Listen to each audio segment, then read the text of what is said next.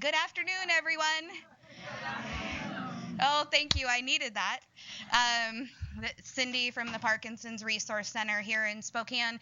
Thank you, everyone, for joining us here in Spokane and in all of our other locations. We're very excited to have you. Hoping your summer has been safe, and for all of those who are in the location with the fires and everything that's been going on, just hoping that you're safe. And if you need anything, let us know. Okay. We have two speakers quick today. Not quick, but our first speaker, she's going to talk about the World Parkinson's Congress and Coalition. Jackie is going to introduce her. And then our second speaker is Elizabeth Daniels, and she's our main speaker talking. I'll get her bio in just a second and introduce her a little bit better than I am now.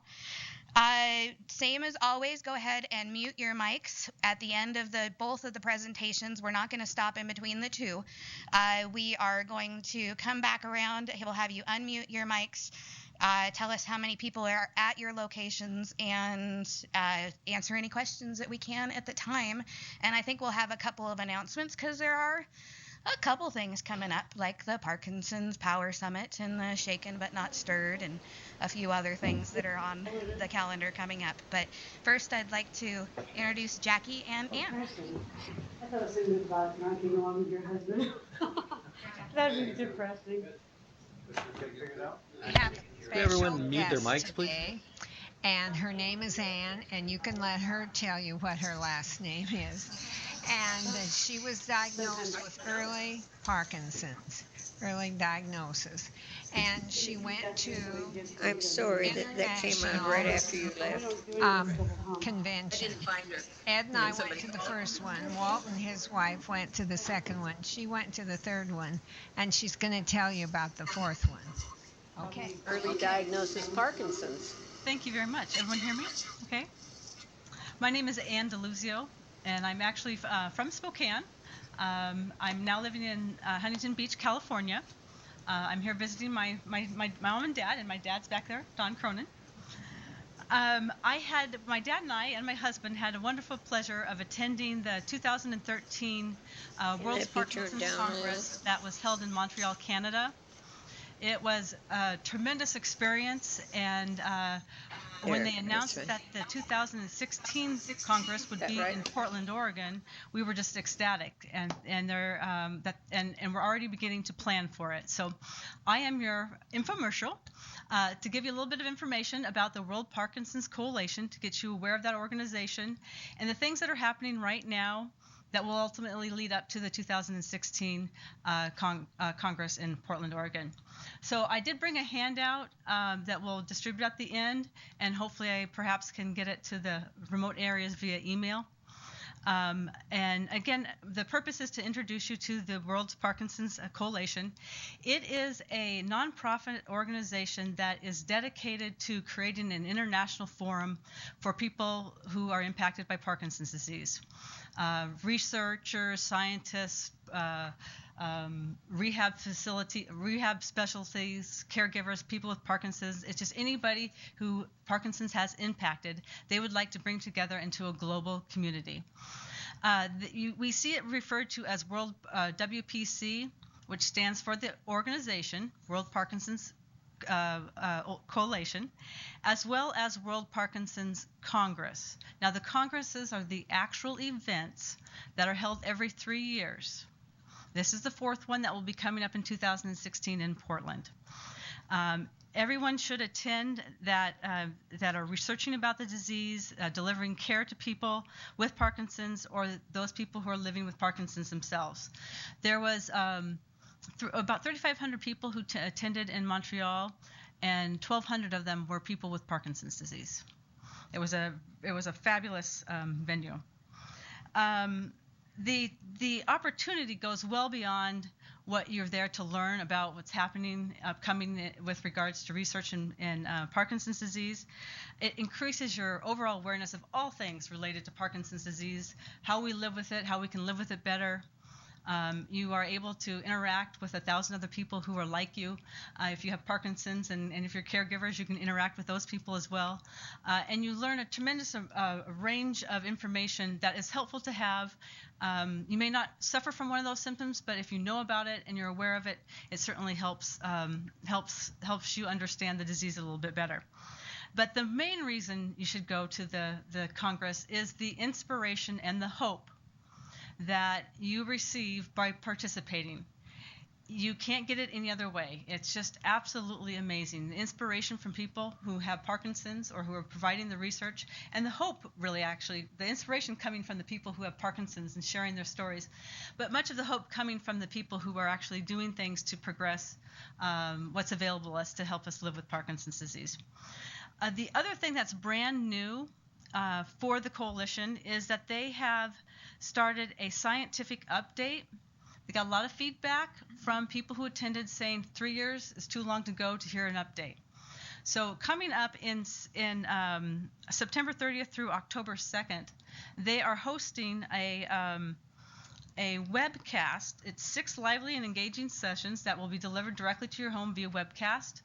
And that information is available on the website. So I do have a handout, and I would like people to take that with you if you would. I have 3 opportunities with web addresses for you to get into that, the World Parkinson's Coalition organization. There's one specifically for the Congress in 2016, and then also one for the Parkinson's Pipeline, which is the webcast, and you can register online for free. And so I hope everybody will take advantage of that.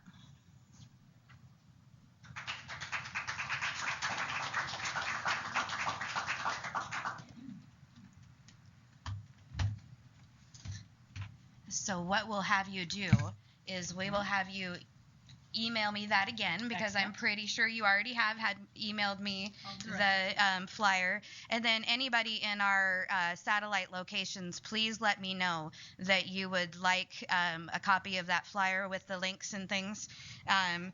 Empowerment and hope and all of those things are really what we're working towards, and so we're really excited about the conference coming up in 2016, and that it's close in Portland. We like that too.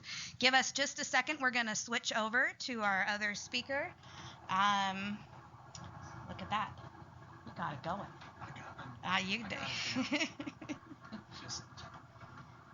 Are you on camera right now? Probably. Hi, everybody. This is Mike. Mike helps us out every other month, and he's our technician that makes it happen. Thank you, Mike. Okay. Our speaker today, our main speaker today, and again, thank you very much, Anne, for coming and taking your time, and she'll be here at the end to do question and answers also. But Elizabeth Daniels is a licensed mental health counselor. She is working here out of Spokane. She'll probably maybe tell you a little bit more. She's back in Spokane, but I'll give you her office address is 319 West Hastings, Suite C301 here in Spokane. And her phone number is 253-327-9855. Elizabeth is a mental health educator. She has been in private practice as a licensed mental health counselor for 15 years. She specializes in couples counseling, anger management, depression, and anxiety disorders. Today, she's going to share with us the secret messages behind anger and depression and how we can use that information to feel more empowered and create a happier life. So, yes. Yes. Her phone number is 253-327-9855. And if you didn't get any of that, I said it really fast, and we can do it at the end again. I'll have a handout at the end, too, that we'll have my phone number and my email on. And should I go ahead and pass the, and then have you turned you on? Yes, I have. Am I on? Oh, wonderful. Hello, it's great to be here and see how. Can you hear me now? Oh, maybe I need to hold this and see how many people are interested in anger and depression, because I am. Once you can get a grip on anger and depression, your life can get so much better, believe me. So I am a licensed mental health counselor, as Cindy said. I've been in private practice for 15 years. I work with adult men and women. I work with couples and sometimes teens. I also taught psychology at the college level for 7 years. I taught general psychology, psychology in the workplace, English, and writing. Those came a little later. Let's see. Okay, anger and depression.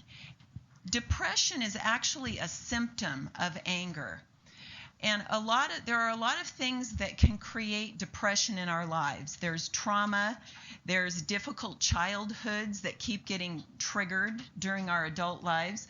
There's abuse, drug abuse, there's genetic and biological factors, and of course environmental factors like chemicals and toxins. But the thing that I'm going to talk about today is how our thoughts create depression and anger, and then give you a step-by-step process that you can use to help reduce your anger and depression, and sometimes even avert it and not even experience it. So let's go ahead and start with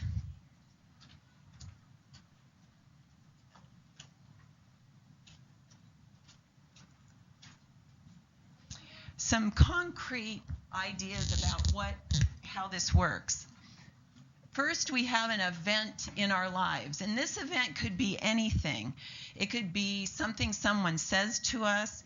It could be an illness. It could be an accident, any event. And that leads to a thought about that event. And then we have an emotion about that thought, and then we do a behavior about that, and then that equals the outcome of our lives, what we experience in our life. So let's say, as a simple example, I just moved here 4 months ago from Seattle, Washington. I grew up here the first 10 years of my life, and I thought, I'm getting older. I think I want to go back to my hometown, even though I've been away for 40 years. So one of the reasons I moved back here is because the traffic is horrific in the Seattle area. Does anyone know about the traffic there? And so this is an example of my own from that. So I'm on the freeway and someone cuts me off. And I have a thought about that. And usually, what are those thoughts? What are those thoughts? Some negative thing, right, about that person. So that person is you, are, beep, beep, beep, whatever that might be. And then we have an emotion, and it's usually anger, and then a behavior that we could flip them off, we could ram their car with our car, we could cut them off, we could do all kinds of things, and then we'll have a behavior like jail or jail time or something. So that isn't what I did, but so this is how the process goes. So any event will cause us to think a thought and then have an emotion, and we'll do a behavior based on the thought and the emotion. So the key to stopping anger, because depression comes from anger, the key to stopping anger is right here. It's what we're thinking about. And this is going to sound really easy to do, but when you actually do it, it's really difficult because you have to practice and practice, kind of like when you first learned how to use the computer, the mouse on the computer, the cursor would go all over. So it takes a little bit of practice to get this down.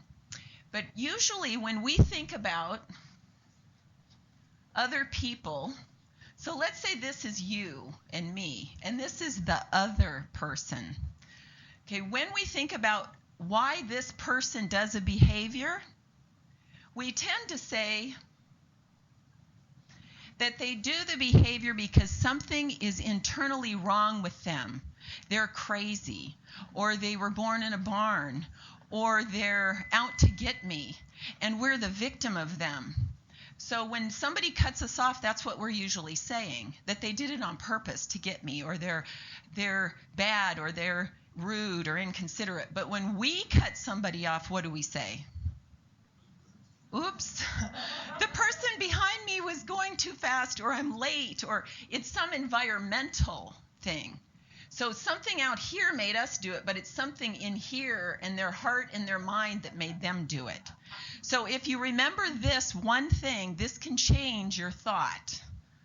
That could change your emotion right away. But it's really hard because it's called a fundamental attribution error, because it's a fundamental error that all humans tend to make, like automatically. So you'll automatically do it. I still do it. And then I have to go, wait. What's going on in that other person's life that could be creating them doing this behavior, even if it's anger towards us? It's not that something's wrong with them. It's that the environment is somehow affecting them, and this is their response to the environment. So this is the number one thing to remember, is this attribution error. Okay, so let's now look at anger. And we're going to look at this part. I'll erase this.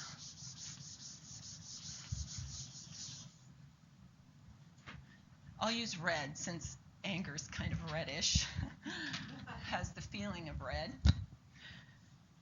Okay, if we think about anger, there is low-level anger, medium-level anger, and high-level anger.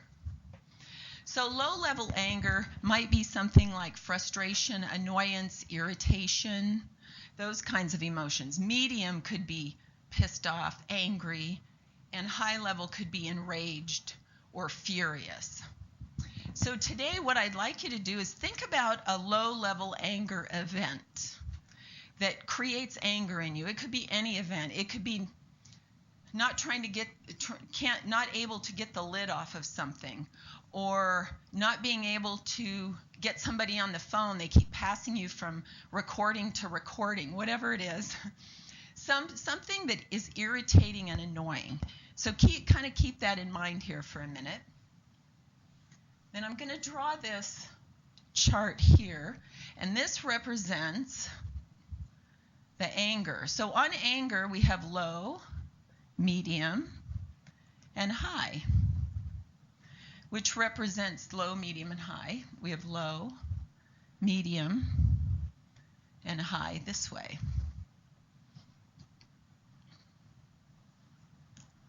Okay, so think about this event, this irritating low-level event, and think about what you do behavior-wise with that anger. Because we tend to do one of two things, and sometimes both things. We turn it outward or inward. So here's outward. We turn the anger outward. Our behavior is an outward expression. So we might do things like roll our eyes, go whatever. We might slam things, slam cupboard doors, do things like that to show this outward anger. Medium anger, we might yell, scream, throw things. Here we might slip people's tires. We might, do other really negative things. And if we took it way out here, an ultimate outward expression is homicide. So anger, if it keeps going and it's outward, goes to homicide. If we turn it inward is just like outward, but it's towards ourselves. So we can do things like say to ourselves, I am so stupid. Why do I do that all the time? We can accidentally stub our toe. We can sabotage good things in our lives. Things just start looking up, and then we do something to mess it all up. I know I've done that a few times. And so this is anger turned inward. And right in here, well, actually all in here, is depression. Because we're telling ourselves these negative things about ourselves. And we're feeling really hopeless. We're feeling really lost. We're not expressing it, so we're basically stuffing our anger. And other things can happen here too. Things like chemical abuse, alcoholism, rageaholics, it's called rageaholism. That means that we stuff, and then somebody does one little thing and we blow up because we've stuffed it so much and now we turn it outward. Other things, abusing other people, trying to control other people. in a passive ways. Have you ever had somebody passively be angry at you, and when you say something, they go, "What? I didn't do anything," and you're going crazy, and then they say, "Wow, you have an anger problem." These are the consequences of anger turned inward. Okay, so we're going to come back to depression here in a minute. So what do you think if we took anger turned inward way out to the very end? What do you think we'd get? Suicide. And so you can see now how depression can lead to suicide, and you can see where depression comes from. And it's basically we get angry because of the thoughts we're thinking, or they start to create our thoughts about this isn't fair, I'm a victim of this event, this situation, or this person.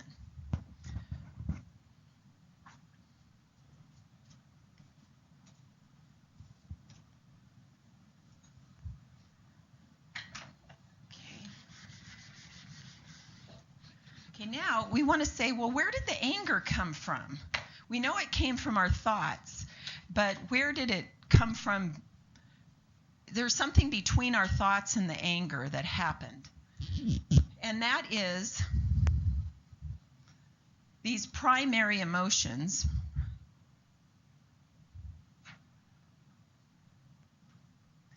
Anger is considered a secondary emotion. So it's not a primary emotion. It comes after other emotions. So we just don't get angry. We had some other emotion before that. And it's an emotion that's disempowering. And basically that's any emotion that doesn't feel good in our body. We might label it a negative emotion, but it's really a negative feeling emotion, because all emotions are positive because we need them. They're giving us information about how we feel about something, our environment. So we need even the negative feeling emotions. So these are emotions like sadness, fear, guilt, envy, hopelessness, apathy. So when we have these emotions, if we have them long enough, we'll stay down here or we'll go to anger. Why? Because with anger, we're empowered. When we're in these, we feel disempowered. There's no hope. It's just, I just can't do it. But if we start getting frustrated and pissed off and furious, we're like powerful. We're going to go do something. We're going to take charge. We're going to make those people do this thing so I can feel better. And so that's why we move to anger. But these emotions come before anger. So now the question is, well, where the heck do the disempowered emotions come from? Well, let me get a different color here. They come from needs not met. So there's some needs that are not being met in our lives. And those needs there's a lot of them. So I'm just going to give a short little description here. There is a man by the name of Maslow. Anybody heard of Abraham Maslow? Yes, good. And he had a hierarchy of needs. And there's lots of, if you Googled need charts and put images on Google, you'll come up with hundreds of needs that we have. But this is the most simplified version to understand them. So the bottom one is physiological needs. And that's needs for water, air, food, our basic requirements so our body can live. And then we have safety needs. And that's perceived safety. So we all want to feel safe and contented. And then there's belonging needs. And that's wanting to be loved and love people and have friends and feel good, to have a sense of family. And then there's self-esteem. And these are about achievement and feeling competent, being able to do things and have power in your life. And then here's their self-actualization needs. And what Maslow says is that we cannot be concerned with these needs if the needs below it are not fulfilled. So right now, if you did not have access to food, water, and shelter, you would not be sitting in this class right now. Because to be sitting in this class, you've got to be up in here in the self-esteem area of needs. So it's basically saying that all of us in this class, or in this room right now, have probably fulfilled belonging needs, safety needs, and physiological needs. Because if we needed food and water, you wouldn't care what I was saying right now. You'd be wanting to find a donut or something to eat. So what happens is we interact, there's some event, a need is not being met, and it could be multiple needs. We have a thought about that. We blame the other person usually because it's something wrong with them, remember? And then we have an emotion. We feel cheated or we fear that we're going to lose something, or we feel sad, we feel unappreciated or something. And then we do something, we get angry, and we do something to try to get that need met. So here I am back on the freeway. They're cutting me off. I have a need to feel safe,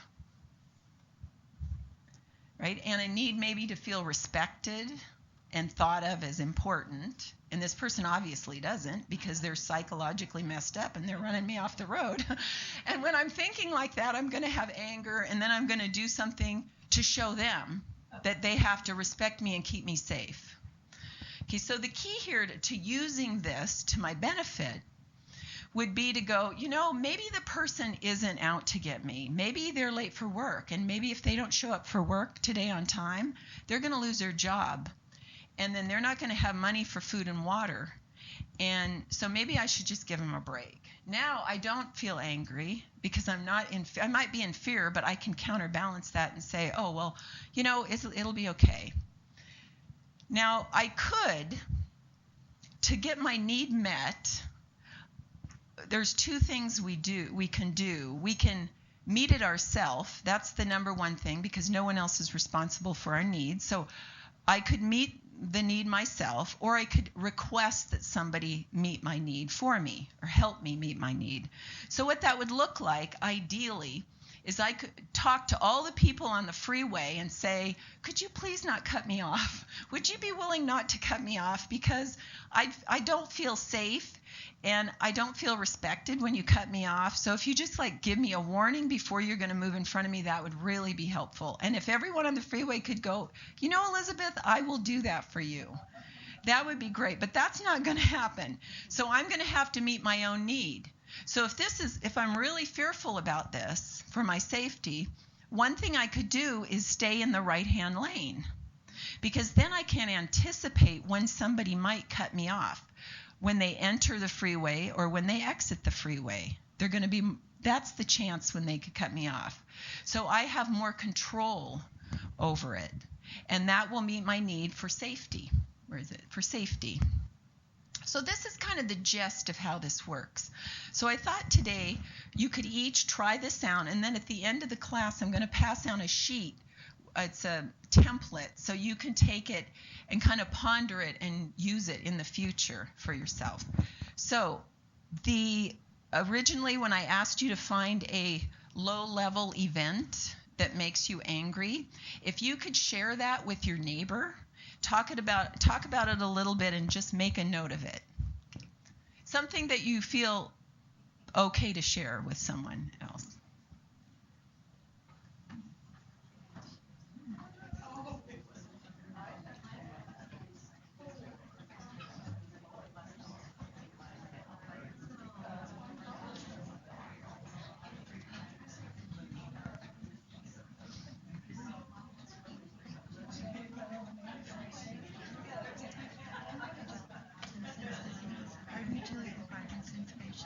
No, I haven't. I tear the hell out of it.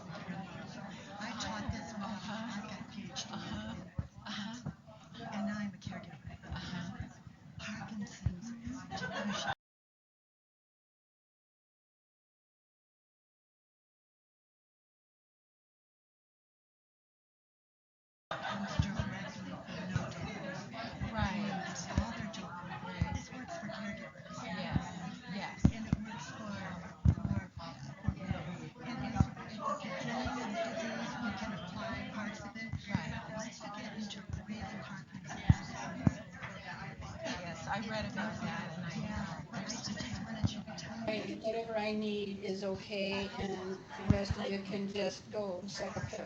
And do you kind of just feel like not respected because of that? No, it's the anger thing. It's like, give me a break, dude. Do you pay the rent? Do you pay the power supply? Do you buy the food? Do you provide that? The least you could do is ask. That's only common courtesy. Ask. We only have 3 boxes of your favorite cereal open. Why do you have to have a new one? Well, it's old. When you were a kid, did you even know they had old cereal? No. See, and that's another point.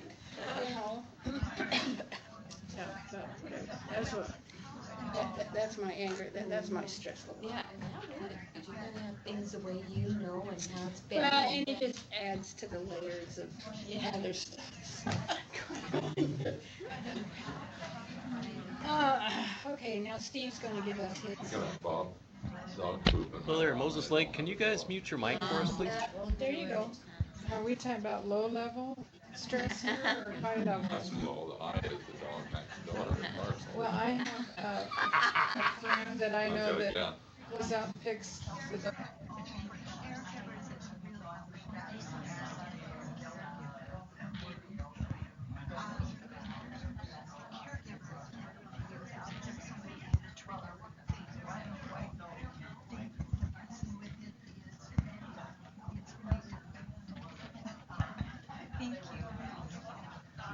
Okay, does everyone have an event?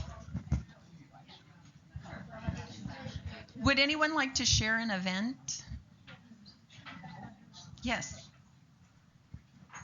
Many types of packaging trying to get the dog. Yes. Now, I just want to say too, is your name Corrine?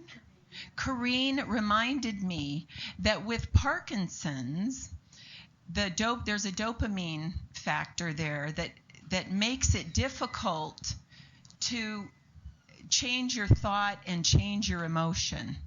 So realize that it's not your fault if doing this process doesn't work for you, because it can be difficult to do this. This is the general thought process on how you can empower yourself to do it. But if you biologically can't do it, don't feel like there's something wrong with you because you can't.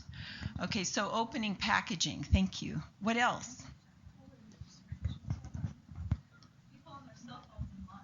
People in their cell phones in line. Thank you.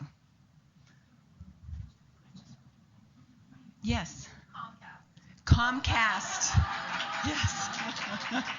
Thank you. I could add CenturyLink to that too. Yes. Dealing with medical personnel. Dealing with medical personnel. Thank you. Yes, especially when we're already stressed. Because this is how stress is too. We could say anger and stress are the same thing. Because what happens when we have anger and we have stress is the sympathetic nervous system kicks on. That means our breathing goes up, our heart rate goes up, our immune system goes down, and we're wanting to take action. We're in fight or flight, basically. And so if we're already there and now we have to deal with medical personnel or the packaging that won't open, we're already in fight or flight and we're rushed and we want to get something done, and that's going to increase the level of anger that we're feeling, right? So now go ahead and take your event and think about the thought that you're having about that, whether it's the packaging, because we have a relationship with inanimate objects too. Because every relationship is based on the relationship we're having with ourselves, within ourselves, right? So even if it's packaging, or if it's medical personnel, or the person on the other end, a Comcast or CenturyLink, it's still, I lost my train. Pardon, yes, it's still a relationship, thank you. So think about what your thought is about that object, and just make a note of that, and then share it with your partner that you shared the event with.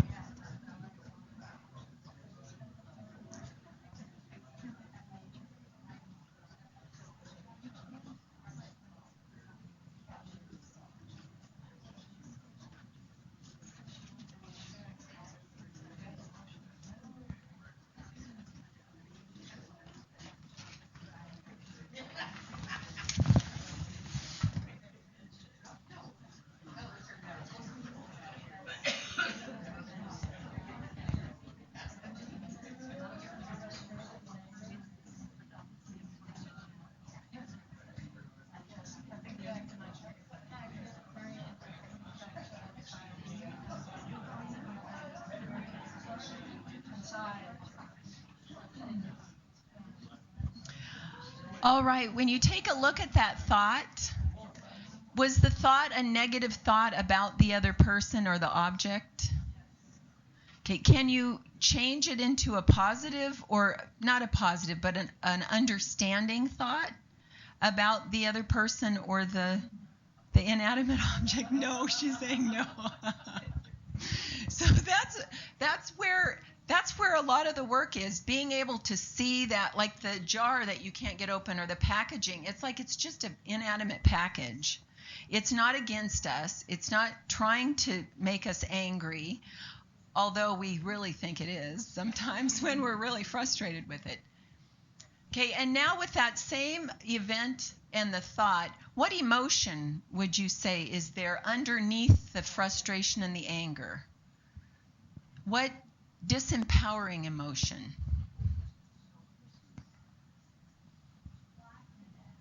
Pardon me? Inadequacy. Oh, that's a good one. I'll write that down. Feeling inadequate.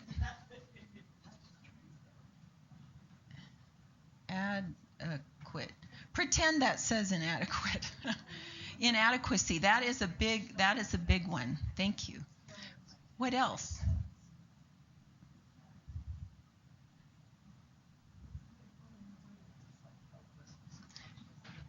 Helpless?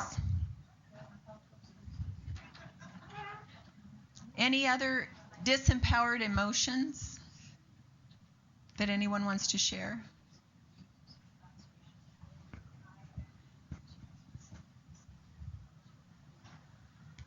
Yes. I felt unsafe. Unsafe. Thank you. Okay, and now look at the behavior that you usually would do, or that you would be more likely to do, and then think about an alternative behavior you could do to get your need met.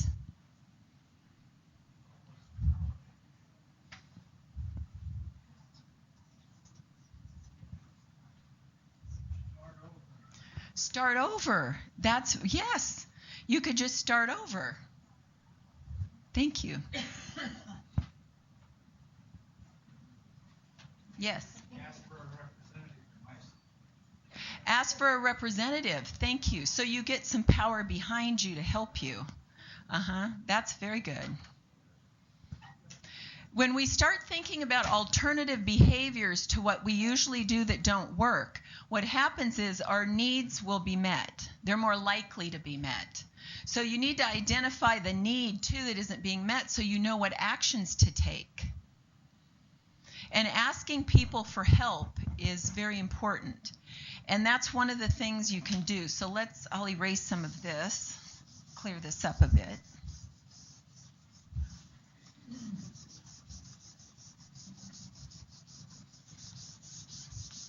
So let's say we know what need we have. We know we're going to change our behavior, because if we change our behavior, the likelihood that our needs are going to be met are higher than if we just let this automatically take place. And we could even say, I'm just going to start thinking about this all over again and just see if I can do it differently. So we want to ask for our needs to be fulfilled, or get help from someone.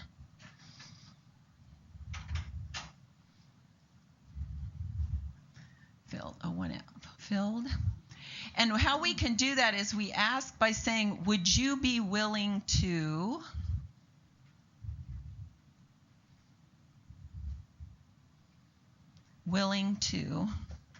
and then bop, bop, bop. So the gentleman in the back that said, find a representative to help me with the problem, he could ask someone, would you be willing to help represent me, blah, blah, whatever you were wanting help with. Now, what happens if the person says no?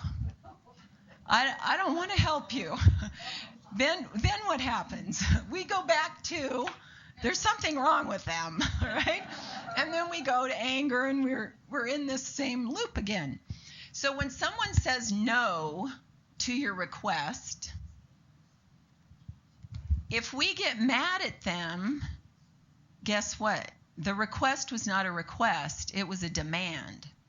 And you're telling them basically, well, if you're not going to help me, then I don't like you. You're bad. You're a bad person. I don't want to talk to you. I'm going to punish you now in whatever way. I won't talk to you for a day. I won't, whatever. So if a person says no, it's called dog for your needs. You can say, well, what part of it would you help me with?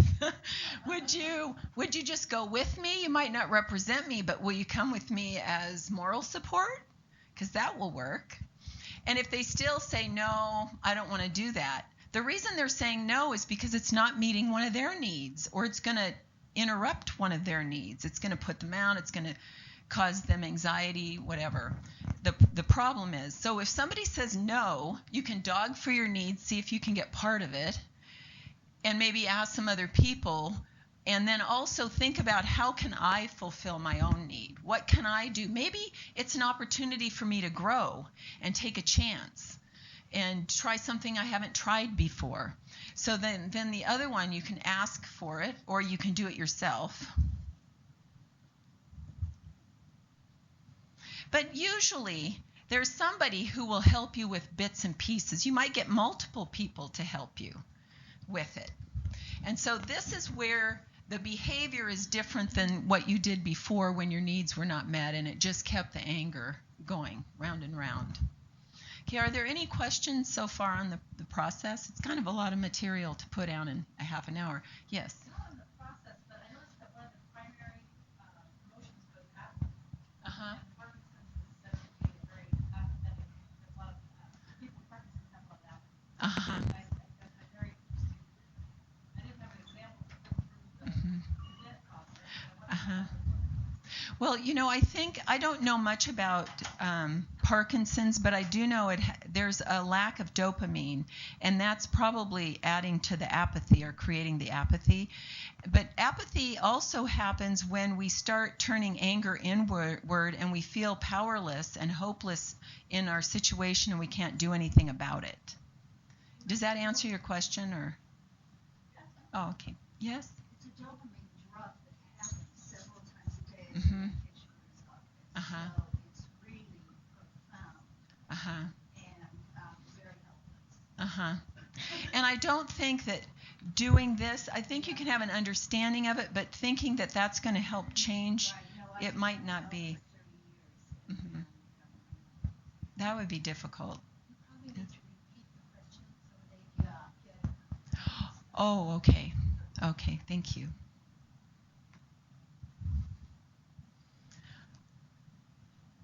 Okay, are there any other questions about the process? Yes. Just one comment, maybe you can repeat that. Parkinson's patients start with emotion and then go back. It's a direct, so they don't have to have the event or the thought. They start with the The emotion. Okay, so what you're saying is Parkinson's patients start with the emotion. They don't have the event or the thought. Okay, so they start with the emotion. So what could you do if you started with the emotion? You may go backwards. Uh-huh. So you go backwards from the emotion and you ask yourself, what was my thought? What were my thoughts before the emotion? Like reverse engineering, in a way. It can work. No, he said no. He's the expert. Or it may go directly to behavior. You say you go backwards. He says he doesn't. Okay, so each individual, it might be different for each individual. You know, and that's the case with depression and anger in general anyway. We're all really different. When I had the low, medium, and high anger here, different things make people different levels of angry. So dropping this pen on the ground might make me furious, and somebody else would go, whatever, I have another pen right here. So everybody's unique. So that's a good thing to know. Have any of you attended any other workshops or seminars where they talk about cognitive behavioral type ways where you've shared your experiences with Parkinson's? Some of us, we have a number of people who have. There's a number of people who have. And what have you found out about how you can help yourself in terms of that to feel more empowered? You know, I'd really love to know more about what I could help him do. Uh-huh. For me, it's pretty much what you're saying. Right, right. So that might be something, I'm going to look into that and see what research they've done specifically on that in terms of a cognitive behavioral therapeutic thing that maybe can help with that. Because this works great for caregivers, like you were saying. Okay, let's see, our time's almost up. I have a handout here, and I'll email this to you, Cindy, so you can send it to the other locations if they're interested in having a copy of it. It's a worksheet that just basically has identify the event, identify the thought, identify the emotion underneath, the anger, the needs, take action, make a request, with lines here where you could write, how would I say, would you be willing to, so you could actually practice before you make a request to someone, because you want to say it in a nice way. You don't want to say, you know, do this or else. You want to ask nicely. And then I'd be happy to answer any questions you have on this process. You can call me. There's no fee for that or anything. I'd be happy to help you work through a specific anger event if you need help with that. And I also, let's see, have a handout here. I'm doing 3 other talks in the area here in August and September, and I have my card up above here. So I'll go ahead and pass these out.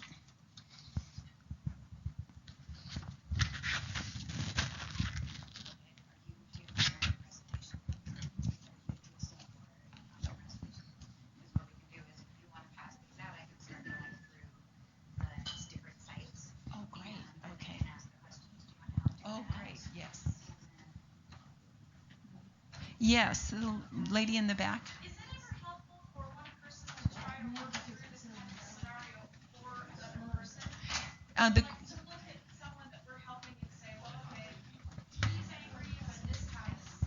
Maybe you just need 4 sessions of this stuff. I mean, to sort of work through that process, trying to let someone else's anger, or is that too much interference? Yes, yes. Her question was, is it ever helpful to work through this process for someone else so that you can understand the other person better? And yes, you can do this. Now, it's easier to do it once you can do it for yourself, because we can't give something we don't already have, right? So if we don't have money, we can't give that. If we don't have love, we can't give that. And if we don't have the ability to do this with ourselves, it's harder to do it for someone else. But yes, that's a wonderful question. Thank you. And would you be willing to come up front?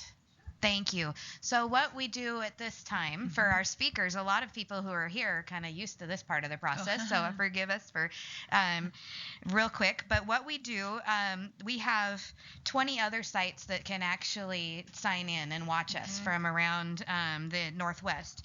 And so I'm going to start with Anchorage. I'll have the sites go ahead and unmute your phone or whatever device you use. Remember to tell me how many people are in attendance, and if you let us know if you have questions for either Ann or Elizabeth. Anchorage, Alaska. And sometimes there's audio trouble, or if I skip anybody, just come in at the end and let me know that I skipped. We have 9. 9? Yes. Anchorage, you're a little hard for me to hear. That's 9 people in attendance. Thank you. And did you have any questions today? No, I guess not. Okay, thank you so much. Thank you. Billings, Montana.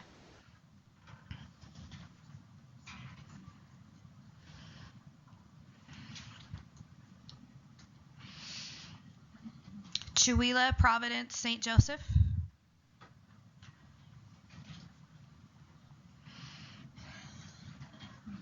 Clarkston, Tri-State Memorial. Hello, Cindy. We have 9 people here today. Good afternoon, John. Very interesting topic. We've got a lot of discussion here. It would help next time if we could repeat some of the questions, because we really can't hear what the discussion is in your room. All right. Sure, absolutely. Thank And you. were there any of those questions on the side that you heard that you would want to have? Not specifically today, but just in general, it would help.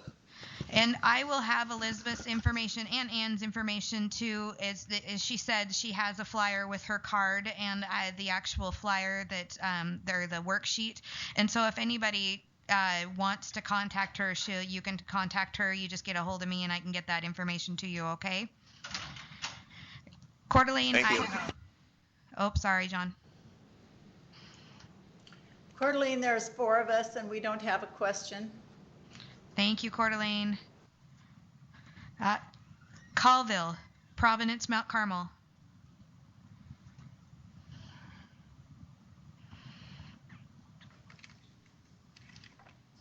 Dayton General Hospital.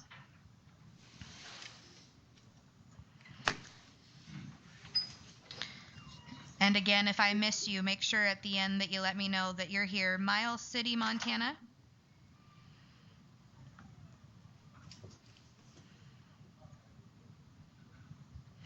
Moses Lake, Samaritan Healthcare.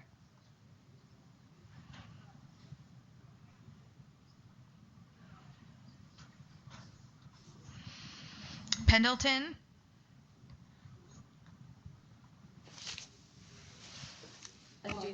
You gotta unmute us. Okay, there you go. Hi, is that Pendleton? Oh, Moses Lake. Okay, I was back. Cindy, this is Steve. We have 12 people. Hi, Moses Lake. And a question or two. Okay, great. Go ahead. Ann mentioned a webcast coming up September 30th through October 2nd. Could she give the name of that webcast and how we can find out about it, please? Sure. It is it's WPC Scientific Update, Parkinson's Pipeline Umbrella. And if you would go to the website, very specifically would be World PD Coalition.org/webcast. And perhaps even simpler, if you just went to the World Parkinson's Coalition in general, it'll come across the top as a item that changes, and then you click on it when you see it. Could they email that address to us? Absolutely, we sure will. I'll email the flyer, and the flyer also lists the topics that will be. There's 6 of them. They sound pretty intense, but it is a webcast, so you can check it out, and if you're interested, you can stay listening to it. And they say they will archive them after the fact too. So if you missed the September 30th through October dates to participate. You could check them out in an archive basis later. Great. Thank you. And you had another question?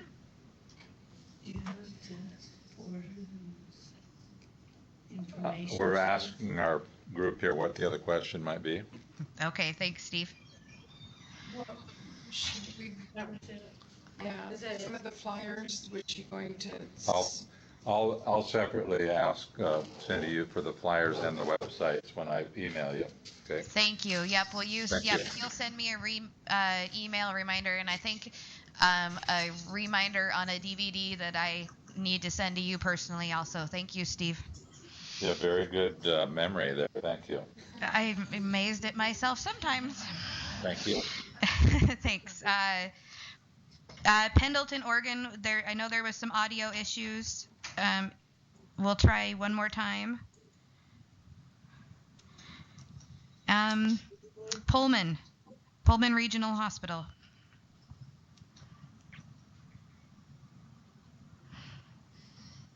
And we're in Spokane. So Tonasket, North Valley Hospital.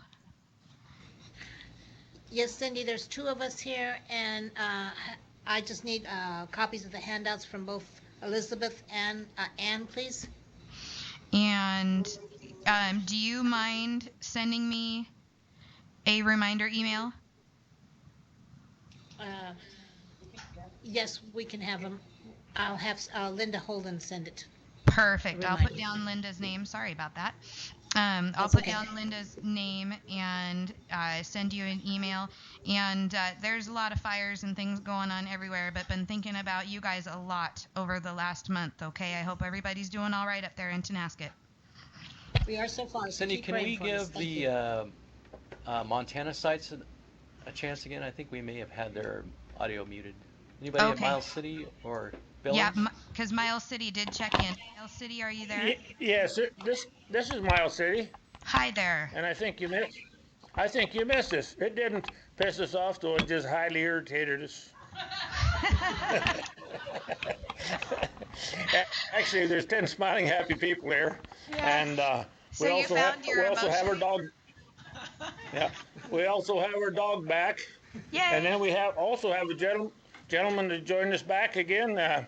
Just had the DBS brain operation, and is doing well. And we have very glad to hear them that. in our group. And we have no questions. It was very entertaining. Thank you. Thank you, Miles City. And so the other Montana site that I did go over was Billings.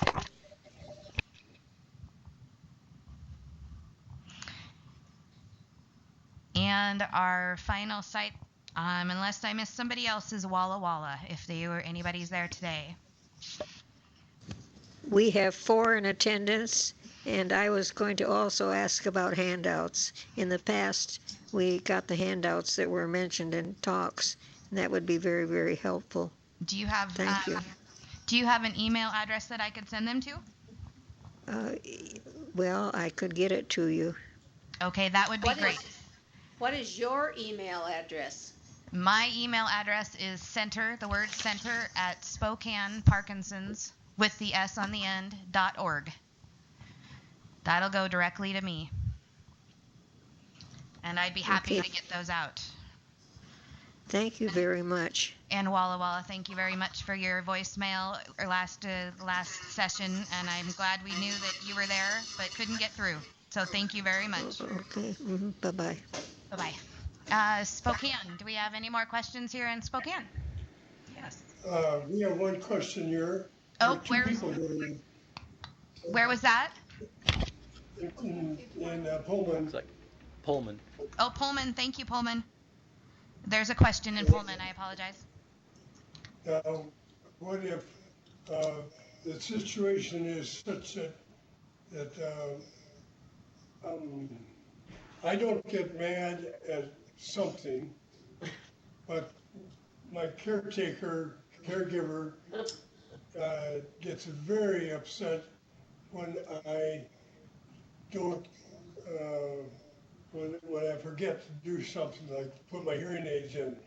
But it doesn't bother me unless I can't hear it. But, so if I'm all right, it's no problem by me. So if I heard you, one of the things you can do is the caregiver is probably thinking that something's wrong with you when nothing is wrong with you. You can't help what you're doing, and if you don't have your hearing aid in, well, then you're not hearing. So maybe if you explain to your caregiver that you want, what can I do that will make it easier for you? So they know that you are not out to get them or doing it passive aggressively. Does everyone know what passive aggressive behavior is? It's when you do something and it looks like you're innocent, but you're really doing it to bug somebody, and they know that, and you know it, but you act innocent about it. And so she or he, whoever your caregiver is, could be thinking that you're doing that you're being passive aggressive. So if you speak up and say, not in the moment, but at another time when the person isn't angry and frustrated, say, when I ask you questions over and over and you are upset about that and you don't like that, I just wanted you to know I'm not doing that on purpose, and I'd really like to find a way for us to work together differently so that doesn't keep happening with us. So you could say to them, do you have any suggestions what you might want me to do, and then I can see if I can do that or not. So it's about opening up the dialogue with the person so that they're not automatically doing that fundamental attribution error and thinking that you're doing something on purpose. Is that helpful? I think so. I think that great. We had one question here in Spokane so far. Yes, I'll try to speak with intent since I've been taking speech classes. Anyway, my question deals with your first line up there.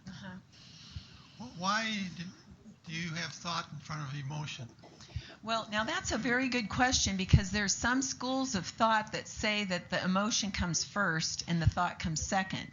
And really, these two are like twisted together like two different colored strands, and they're rolled together. So they kind of feed off of each other, because we could have an emotion and then we have a thought about the emotion. It's just, I put it in this order because it's easier to think about it this way.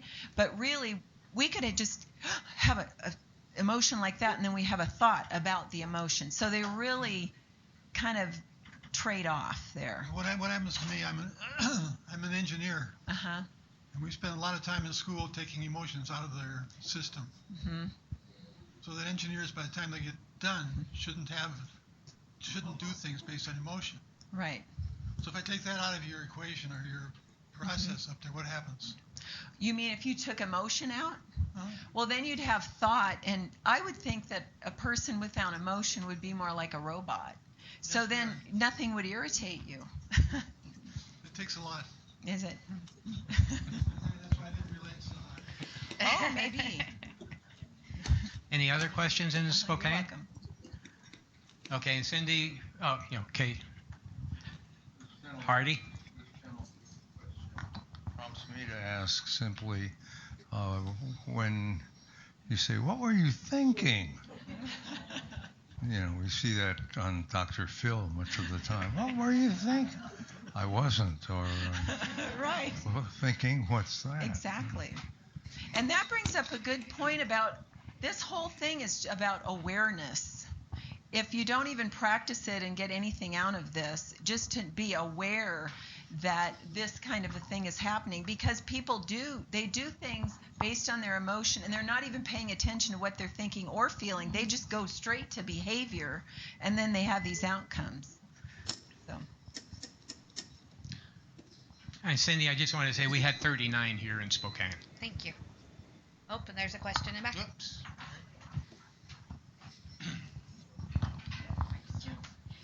Actually, I do have kind of a comment and or a question, but you were talking about, let's say, the person with the Parkinson's or Lewy body, for example.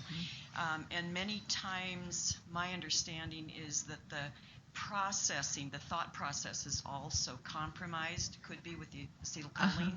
So if you have somebody who is responding, you have an emotion, but you don't know what the event thought process was.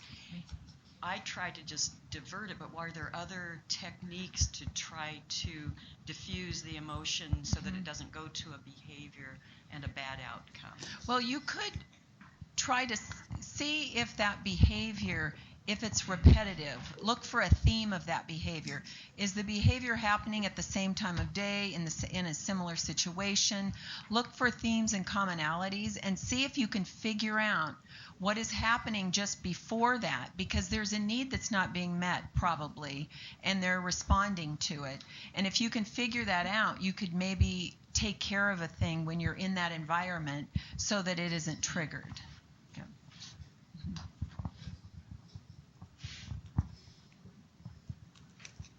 Okay. I think we're going to wrap up for the day. For all of our sites, real quick, the Parkinson's Power Summit is now just a... Oh, hello? Yeah. Yes? Anchorage has another question. Has one more question. Oh, go ahead, Anchorage. Hi, I like exploring non-invasive treatments besides all of that psychological information we received today, which are great. But I know that tryptophan and endorphins and omega-3s are good for the brain, and coconut oil. Is there anything else that we could do as a supplementary additives to our diets and health for just increasing or improving the mood and the disposition of not just of caregiver or Parkinson patient, actually, of people around them. Parkinson patient, yes.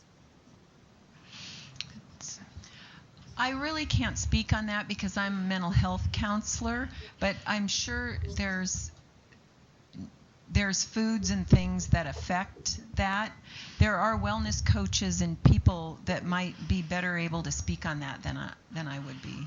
And sorry, I can't answer that. No, that's okay, because last month we had a wellness coach and a nutritionalist talk here at Telehealth. And summertime, it's often hard to get to some of our telehealths, but it was a good hour talking about antioxidants and things and wellness and wellness coaching. And so if you'd like a copy of that, let me know. And then I could also get you information, and I'm sure that they'd be happy to talk to you, somehow touch base with you about that. I have one comment also. Oh, exercise, yeah. Exercise and keeping moving is always for everything. So the Parkinson's Power Summit is just a few weeks away, and I have to say that I've talked to Ben Petrick, and he is reworking his PowerPoint and very excited to come to Spokane and talk to our group of people. Dr. Aldred is getting all set for it. Ruth is getting all set for it. We have one workshop that is about cognitive and behavior, and we have one about music therapy and one about the LSVT BIG program. It's going to be a really good, empowering day. And so if here in Spokane, I handed out a piece of paper just in case people needed to use it, a blank side. But I was also cheating because on the other side of that, it's all the information about the Power Summit. So if you don't already have it, turn that over, and that's all the information about the day. And I have registration forms. And we have a lot of things going on, so make sure you go to our website and look at the calendar. Get a hold of me if you want any follow-up or have other questions for either Ann or Elizabeth. I will send out those flyers that they give me to all of my site contacts for telehealth. And many in our audience already know about Parky, but not everybody who speaks for us knows about Parky. So if you have a Parky with you, Parky the penguin, you're never alone. And so as our way to say thank you. Thank you.